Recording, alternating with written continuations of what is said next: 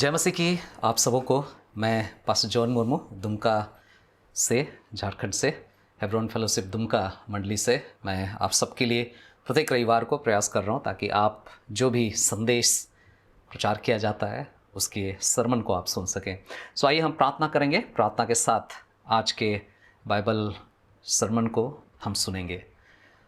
सर्वशक्तिमान जीवित परमेश्वर, एक और दिन, एक और सप्ताह के बाद हम सबको एक साथ मिलकर आपके जीवित वचन को सुनने का जो सौभाग्य दिया है उसके लिए धन्यवाद देते हैं। प्रभु, हम याद करते हैं बीते सप्ताह में आपने हम सबको संभाला है और आपकी प्रतिज्ञा है कि देखो मैं जगत के अंत तक सदैव तुम्हारे साथ हूँ। और इस दौरान जब तक हम इस संसार में हैं प्रभु, आप चाहते हैं कि हम आपके लिए पवित्रता और धार्मिकता के जीवन को बिताएं। और इसलिए प्रभु बार बार हम आपके वचन के द्वारा सीखने और समझने के लिए यहाँ पर आते हैं। प्रभु, जितने भी लोग इस मैसेज को सुन रहे हैं हर एक के हृदय को छुएं, हर एक को आप अपनी महिमा के लिए उपयोग में लाएं। जो भी हमारे जीवन के लिए, हमारे पारिवारिक जीवन के लिए लाभदायक है उसे हम प्राप्त करें और जीवन में और अधिक हम सुदृढ़ और मजबूत किए जाएं। इस प्रार्थना को सुनिए, धन्यवाद ग्रहण कीजिए। प्रभु यीशु के पवित्र नाम से हम प्रार्थना करते हैं, आमीन। एक बार फिर से आप सभी का स्वागत है आज के इस बाइबल के संदेश को सुनने के लिए आप सब लोग इकट्ठे हो सके हैं और इसके लिए मैं परमेश्वर का धन्यवाद करता हूं। आइए हम लोग अध्ययन की ओर आगे बढ़ें। और जैसा कि आप पिछले बार अगर आपने सुना होगा, हमने परमेश्वर ने जो इस्राएलियों को 10 आज्ञाएं दी थी उसके ऊपर हम लोग अध्ययन कर रहे थे। और हमारा विषय था कि परिवार में जो 5वीं आज्ञा है, निर्गमन उसका 20 अध्याय उसके 12 पद के अनुसार, तू अपने पिता और माता का आदर करना, honour your father and your mother. सचमुच में आज बहुत ज़रूरी है कि हम इस बात को विचार करें, इस पर मनन करें कि हमारे घरों में, हमारे परिवार में यदि हम माता पिता हैं, अपने बच्चों को अपने माता पिता का आदर करना सिखा सकें। और अगर हम अब तक माता पिता नहीं बने हैं तो हमें इन वचनों के द्वारा अपने जीवन में प्रेरणा को लेना है कि हम अपने माता पिता का आदर कर सकें। और परिवार जो है, आदर करना, माता पिता का आदर करना, जिस तरह से परमेश्वर ने इस आज्ञा को दिया, पिछले बार हम लोगों ने देखा था कि परमेश्वर चाहता है कि हम इस तरीके के परमेश्वर की आज्ञा का पालन करके जीवन में हम एक ऐसा रहस्य प्रकट कर सके जिससे कि समाज प्रगति की ओर बढ़ सके, देश प्रगति की ओर बढ़ सके। और इस आदर में क्या ऊंचाई थी, इस आदर का कैसे हमें, जो लोग अनुभव प्राप्त किए हुए लोग हैं उन लोगों का कैसे हमें ध्यान रखना है, उनको देखकर अपने जीवन में किसी निर्णय को लेने के विषय में हम देख रहे थे। और साथ ही साथ हमारे जीवन में बहुत ज़रूरी है कि हम इस संसार में अज्ञानी मनुष्य बन करके ना जिएं। आज हम देखना चाहेंगे इस आदर करने के संबंध में कि आदर एक ऐसा वस्तु है, आदर की ऐसा भावना है, आदर की ऐसी परिस्थिति है जिसको जो प्राप्त करने की योग्य है। आदर एक ऐसी चीज़ नहीं है जो कि आप किसी को डरा के, धमका कर उसको ये कहें कि आप मेरा आदर करो, जैसा कि आज का संसार चाहता है कि इस तरीके का आदर किया जाए। परमेश्वर का वचन हमें सिखाता है कि आदर जो है वो प्राप्त करने के योग्य है। आदर जो है वो प्राप्त करने की योग्य है। Respect is deserving things. There is a respect that is deserved. तो जो आदर है वो प्राप्त करने के योग्य है। अगर हम इस पद को गहराई से देखेंगे तो हम पाएंगे कि जितना अधिक ये पद बच्चों या जवानों से कहता है कि अपने माता पिता का आदर करना, उतना ही अधिक ये पद जो माता पिता की सोच है, माता पिता को जिस तरह से रहना है, उनको भी कुछ कह रहा है। उनको क्या कह रहा है कि माता पिता तुम्हें बच्चे आदर करेंगे, लेकिन उस आदर को तुम्हें कमाना है, उस आदर को तुम्हें प्राप्त करना है। और ये आदर को कैसे प्राप्त किया जाता है इसके बारे में थोड़ा सा हम चर्चा करेंगे। पहली बात जो आज हम यहाँ पर देखेंगे कि आदर को हमारी विश्वास योग्यता के द्वारा कमाया जा सकता है। हम जो माता पिता हैं, हम अपने जीवन में यदि चाहते हैं कि आदर को प्राप्त करें तो उसके लिए हमें विश्वास योग्य होना बहुत ही जरूरी है। आज माता पिता को ये याद रखना चाहिए कि बच्चे जो हैं वो अक्सर लगातार एक ऐसे विश्वास योग्यता के साथ जो लोग जीवन जी रहे हैं उनके जीवन को देखकर आगे बढ़ना चाहते हैं। बच्चे चाहते हैं कि आपका आदर करें, लेकिन उसके लिए वो आप में विश्वास योग्यता को देखना चाहते हैं।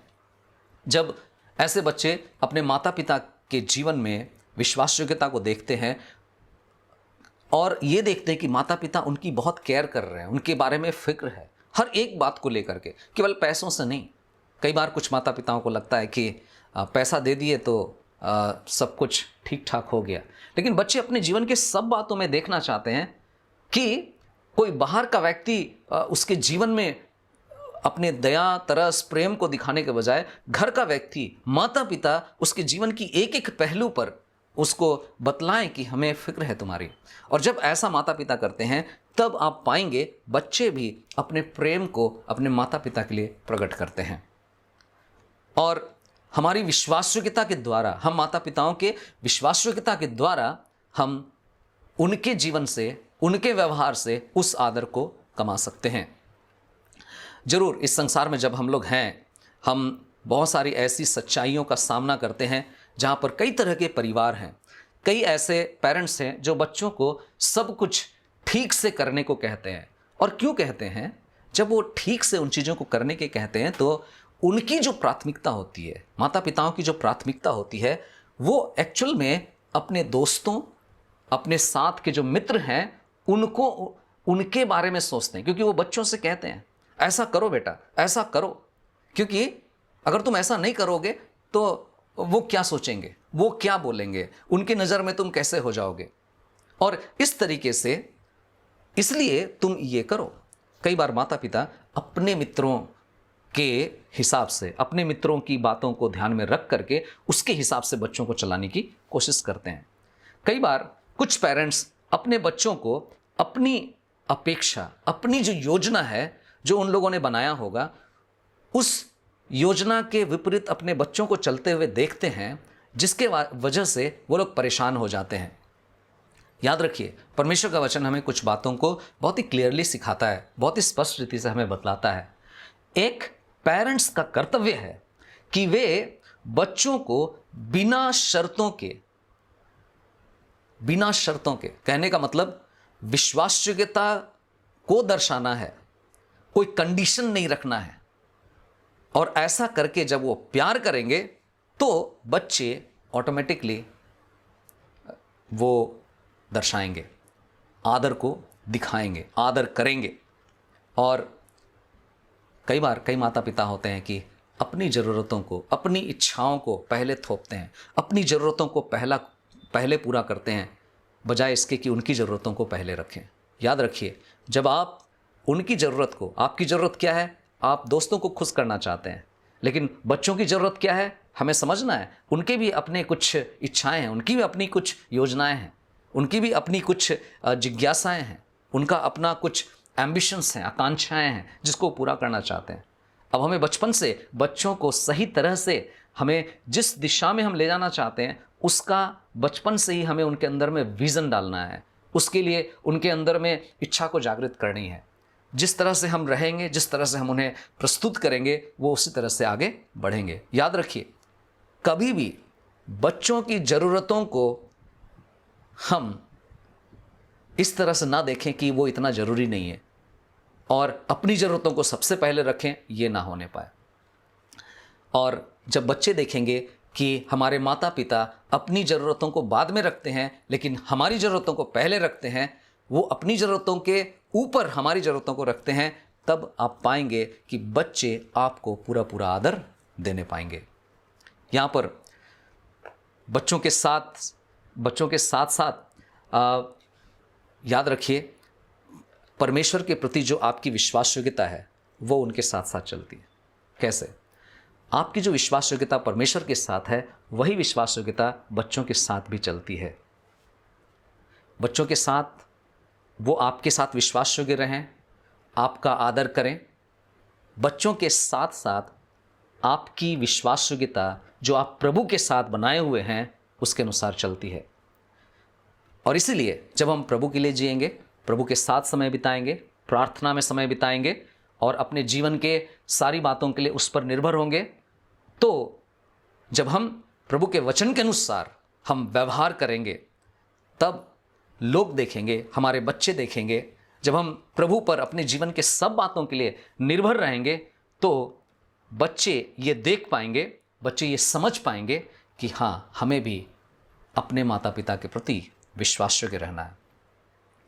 ओके, सो विश्वास योग्यता आपका प्रभु के साथ जैसा है, जिस तरह का है, उसी तरह की विश्वास योग्यता, वही विश्वास योग्यता बच्चों के साथ भी चलती है। और इसीलिए ज़रूरी है कि हम अपने जीवन में प्रभु के साथ पहले विश्वास योग्य बने रहें।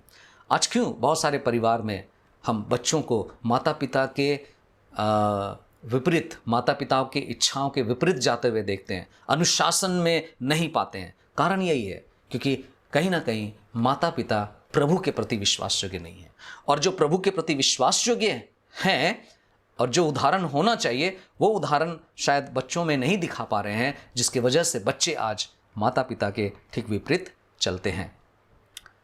याद रखिए, अगर आप प्रभु के प्रति विश्वास योग्य नहीं हैं, तो आप आशा मत कीजिए कि बच्चे आपके प्रति विश्वास योग्य होंगे।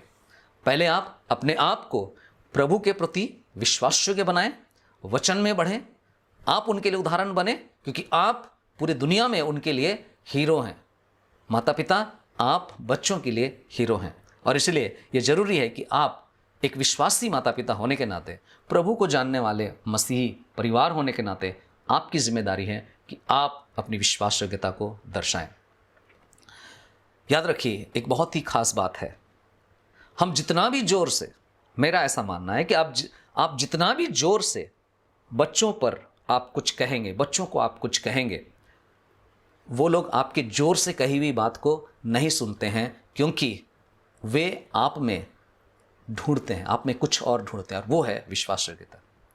आपका व्यवहार, आपका कर्तव्य उनके जीवन के लिए सबसे अधिक मायने रखता है। और इसीलिए याद रखिए कि जो विश्वास योग्यता आपका प्रभु के साथ में है, वही विश्वास योग्यता बच्चों के साथ चलेगी। और जब वो विश्वास योग्यता आप दर्शा पाएंगे व्यवहार में, वो बच्चे आपका आदर करेंगे। कुछ पदों को पढ़ करके हम और भी स्पष्ट करना चाहेंगे। परमेश्वर विश्वास योग्य है। याद रखिए, जिसने आपको और मुझे बनाया, सारे संसार को बनाया, परमेश्वर विश्वास योग्य है। मुझे नहीं लगता कि और दूसरे कई जीवनों के उदाहरण को लेने की जरूरत है। जरूर हम ले सकते हैं, बहुत सारे लोग हैं जिन्होंने एक सुंदर सा जीवन, विश्वास योग्यता का जीवन, पारिवारिक जीवन दर्शाया है, लेकिन सबसे बड़ा विश्वास योग्यता का उदाहरण हमारा परमेश्वर है। और परमेश्वर विश्वास योग्य है। उसने जब अपने लोगों को चुना तो उसने क्या क्या किया, गौर कीजिए। कुछ पदों को मैं आपके सामने में लाना चाहता हूँ। पहली बात, परमेश्वर अपनी वाचा को बनाए रखने में परमेश्वर विश्वास योग्य है। व्यवस्था विवरण और उसका 7 अध्याय और उसका 9 वचन।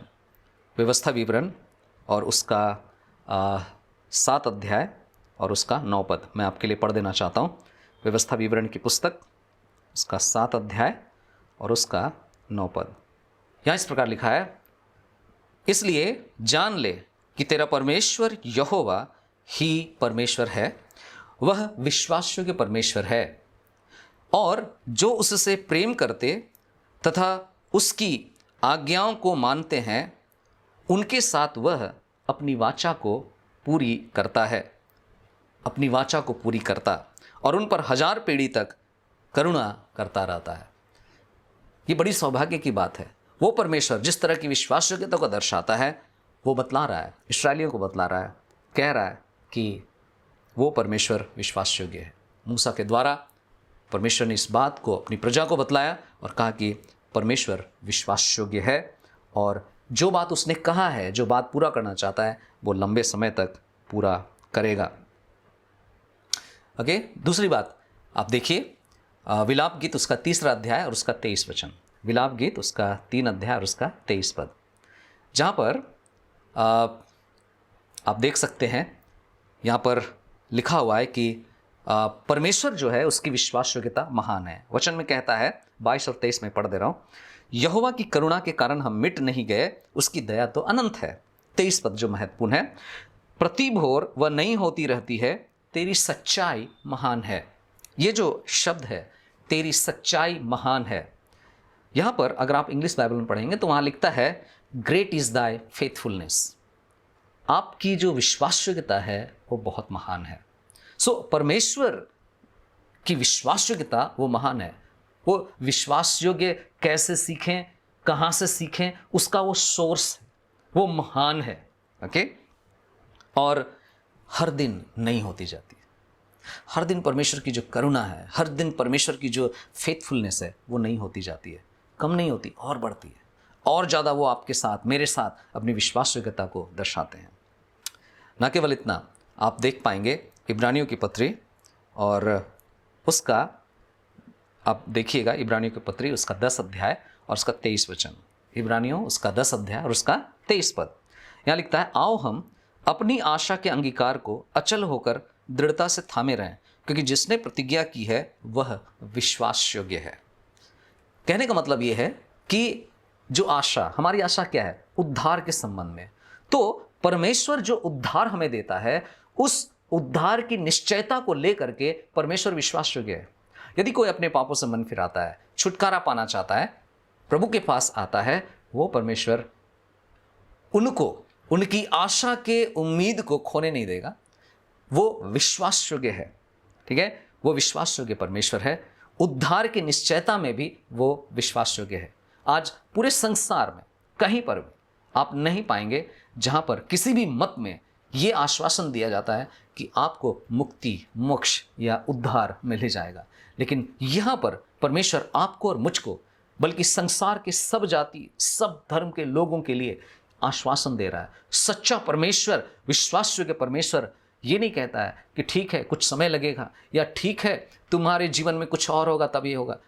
वचन में साफ साफ लिखा है कि वो परमेश्वर तुम्हारी आशा में, कहने का मतलब उद्धार की निश्चयता में, वो विश्वास योग्य है। ना केवल इतना, अगर जब कोई व्यक्ति प्रभु के पास आता है तो क्षमा को लेकर के बड़ा ही अच्छा स्टेटमेंट हम यहाँ पर पाते हैं। पापों की क्षमा करने में भी वो विश्वास योग्य है। आज संसार में बहुत सारे ऐसे लोग हैं जो ये सोचते हैं कि हमने तो इतने अधिक पाप किए हैं, हमारी क्षमा तो कहीं नहीं मिल सकती है। पहली बात, वो ये भी नहीं जानते हैं कि क्षमा हो सकती है। दूसरी बात कि उनको उम्मीद ही नहीं है कि कोई क्षमा कर सकता है। लेकिन परमेश्वर का वचन हमें ये बतलाता है, बाइबल ये बतलाती है कि क्षमा मिलती है। पहला यूहन्ना 1 अध्याय और उसका 9 पद आपके लिए मैं पढ़ना चाहूँगा। पहला यूहन्ना 1 अध्याय उसका 9 पद, जहाँ लिखा हुआ है, यदि हम अपने पापों को मान लें, यदि हम अपने पापों को मान लें तो वह हमारे पापों को क्षमा करने और हमें सब अधर्म से शुद्ध करने में विश्वास योग्य और धर्मी है। मेरे प्रियो, वो परमेश्वर किस प्रकार की विश्वास योग्यता को दिखाता है। हमारे जीवन में हमारे साथ जो वायदे किए हैं उसको पूरा करेगा। हमारे जीवन में जो हमें छुटकारा देने की बात कही है उसको पूरा करेगा, और पापों की क्षमा करने में भी वो विश्वास योग्य है। और सबसे इंटरेस्टिंग बात वो ये है, परमेश्वर स्वयं भी विश्वास योग्य है, और हम सब के जीवन के लिए वो बतलाता है कि जो मेरे लोग हैं, जो मेरे बच्चे हैं, जो मेरी प्रजा है, वो भी विश्वास योग्य बने। अंत में मैं एक और रेफरेंस को आपके सामने में पढ़ना चाहूँगा, और वो है 2 तीमुथियुस 2 अध्याय और उसका 13 वचन। 2 तीमुथियुस 2 अध्याय और उसका 13 वचन, जहाँ पर इस प्रकार लिखा है, यदि हम विश्वासघाती हों फिर भी वह विश्वास योग्य बना रहता है, क्योंकि वह स्वयं अपना इनकार नहीं कर सकता। क्योंकि वह स्वयं अपना इनकार नहीं कर सकता। गौर कीजिए, परमेश्वर अगर आपसे और मुझसे विश्वास योग्यता की मांग करता है, एज ए पेरेंट्स, जब हम अपने बच्चों के जीवन में एक विश्वास योग्यता को दर्शाएं, तो ऐसा नहीं है कि हम और आप पहली बार इस विश्वास योग्यता को आदत में डालने की कोशिश कर रहे हैं, इसका अभ्यास कर रहे हैं। ऐसी बात नहीं है। परमेश्वर स्वयं भी विश्वास योग्य है। वो अपना इनकार नहीं कर सकता।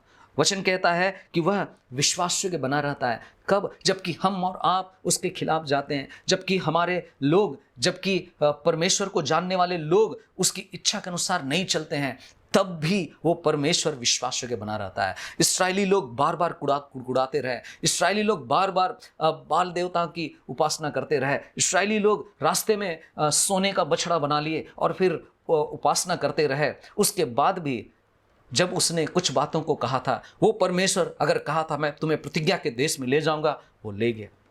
ये उसकी प्रतिज्ञा है, ये उसकी इच्छा है। और आज आपके और मेरे लिए भी ये जानना, ये समझना बहुत ज़रूरी है। हम इसको लाइटली ना लें। परमेश्वर क्योंकि हमें क्षमा कर ही देगा, परमेश्वर क्योंकि विश्वास के हमेशा बना रहता है, इसलिए हम कुछ भी करें और जिए। नहीं, बिल्कुल भी ऐसा नहीं करना है। हमें उस परमेश्वर के अनुग्रह, उसकी दया को हमें अपनाना है, उसको अनुभव करना है और अपने आप को संपूर्ण समर्पण के साथ उसे सौंपना है। कहने का मतलब ये है कि परमेश्वर जिस तरह की विश्वासयोग्यता को उदाहरण के रूप में दिखाता है, वो ये है कि वह स्वयं के प्रति विश्वासयोग्य है और इसीलिए अपने बच्चों के प्रति भी वो विश्वासयोग्य है। परमेश्वर खुद के लिए भी विश्वासयोग्य है।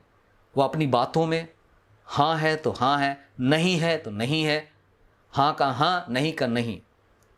पाप पाप है और उद्धार उद्धार है, क्षमा क्षमा है। ठीक है, अगर कोई पाप में बने रहता है तो उसको किसी तरह से ना दया दिखाकर उसको बचाएगा नहीं। जब तक वो अपने पापों से मन ना फिराए, जब तक वो अपने पापों के लिए हाय ना करे, जब तक वो पश्चाताप ना करे, तब तक परमेश्वर उसको नहीं बचा सकता है। और इसलिए परमेश्वर जब बचाता है तो हम चाहे कितने भी बुरे रहे हों, हमारे जीवन चाहे कितनी भी खराब क्यों ना रहो, अगर हम पश्चाताप के साथ उसके पास आते हैं, वो हमें क्षमा करता है, क्योंकि वो स्वयं विश्वासयोग्य है और अपने बच्चों के प्रति भी विश्वासयोग्य है। प्रभु यीशु मसीह जो कि इस संसार में आए और पिता की इच्छा को पूरी की, पिता की आज्ञा के अनुसार क्रूस पर बलिदान हुए। परमेश्वर ने अपनी विश्वासयोग्यता को उसके सामने प्रदर्शित किया। यीशु मसीह एक पुत्र होने के नाते उसने पिता की आज्ञा का पालन किया और मृत्यु के दंड को उसने सह लिया।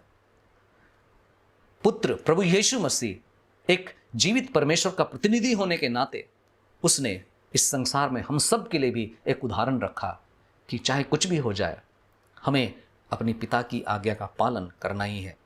वो अपने पिता के प्रति विश्वासयोग्य बना रहा, और इसलिए हम यहाँ कहते हैं वह स्वयं के प्रति, परमेश्वर स्वयं के प्रति विश्वासयोग्य है और इसीलिए अपने पुत्रों के प्रति भी, अपने पुत्र प्रभु यीशु मसीह के प्रति भी वो विश्वासयोग्य बना था। सो ना भूलें, याद रखें, हमारे जीवन में ये बहुत ज़रूरी है कि हम विश्वासयोग्यता के द्वारा आदर को प्राप्त कर सकते हैं। आज अपने घर में, अपने परिवार में यदि आप चाहते हैं कि आदर पाएं तो विश्वासयोग्यता को अपनाएं। आप लोगों के प्रति विश्वासयोग्य रहें, आप अपने बच्चों के प्रति विश्वासयोग्य रहें और आप आदर के पात्र बनेंगे। प्रभु आप सबको आशीष दे। आइए हम प्रार्थना करें। आदर और महिमा पाने के योग्य प्रभु, हम आपका धन्यवाद करते हैं इस सुंदर वचन के लिए जिसे आपने हम सबके जीवन में सीखने और समझने का अवसर दिया। हमारी मदद करें कि हम आपके प्रति विश्वासयोग्य बने रहकर जीवन में आगे बढ़ सकें। जो आपकी इच्छा है, जो आपकी योजना है, उसमें हम आगे बढ़ सकें और हम अपने परिवार में विश्वासयोग्यता के द्वारा आदर को प्राप्त करने वाले लोग हों, न कि डरा धमका कर हम लोगों से आदर की मांग करें। आप हमारी मदद करें। जिस तरह का उदाहरण आपने हम सब के लिए रखा, यीशु मसीह के सामने आपने उदाहरण रखा, प्रभु हम भी चाहते हैं कि हम अपने जीवन में, अपने स्तर पर आपके वचन की अगुवाई में प्रभु हम विश्वासयोग्यता को दर्शा सकें। प्रभु इन वचनों की आप रक्षा करें, इन वचनों के द्वारा आप अपनी आशीष को दें। सारा आदर और महिमा आपको देते हैं। प्रार्थना धन्यवाद को प्रभु यीशु के पवित्र नाम में चढ़ाते हैं। दया से सुने और ग्रहण कीजिए। आमीन। अब हमारे प्रभु यीशु मसीह का अनुग्रह, पिता परमेश्वर का प्रेम और पवित्र आत्मा की सहभागिता आप सबों के साथ अब से लेकर युगानुग तक होती रहे। आमीन। प्रभु आप सबको बहुत आशीष दे। आप सब लोगों को एक बार फिर से जय मसीह की। प्रभु में बढ़िए, वचन में बने रहिए। धन्यवाद।